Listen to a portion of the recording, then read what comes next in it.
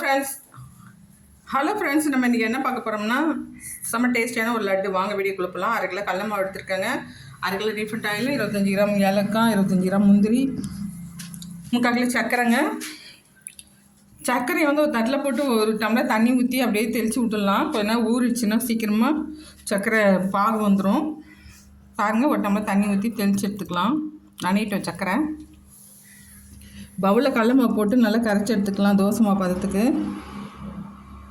பாருங்கள், இந்த மாதிரி கரைச்சி எடுத்துக்கோங்க.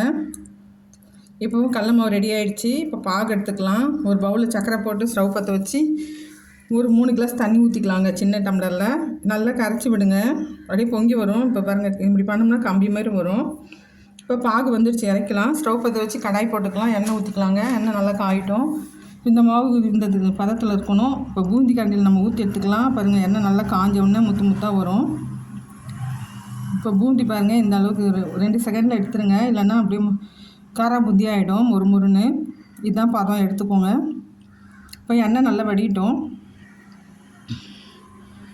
இப்போ ஜீராவில் போட்டுக்கலாம். எண்ணெய் வெடிஞ்ச உடனே பிறகு எண்ணெய்லாம் வெடிஞ்சிடுச்சு. இப்போ ஜீராவில் போட்டு எடுத்துக்கலாம்.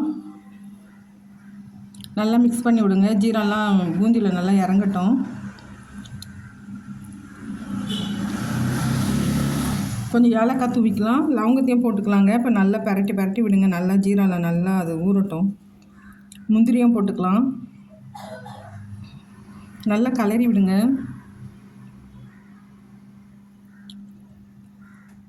நல்லா கலந்து விடுங்க. அப்போ தான் அந்த ஜீராவில் போயிட்டு நல்லா பூந்தியில் இறங்கும். நல்லா செம்ம டேஸ்ட்டாக ஊறி இருக்கும்.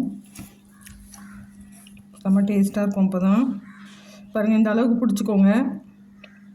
சூடாக இருக்கும்போது பிடிச்சா தான் நல்லாயிருக்கும், இல்லைனா உதிர்ந்து போயிடும். இப்போ பாருங்கள், நான் மாவை எல்லாம் பிடிச்சிட்டேன். லட்டு பூந்தியெல்லாம் பாருங்கள், செம்ம டேஸ்ட்டான லட்டு. நீங்கள் ட்ரை பண்ணி பாருங்கள். பிடிச்சிருந்தா லைக் பண்ணுங்கள், சப்ஸ்கிரைப் பண்ணுங்கள்.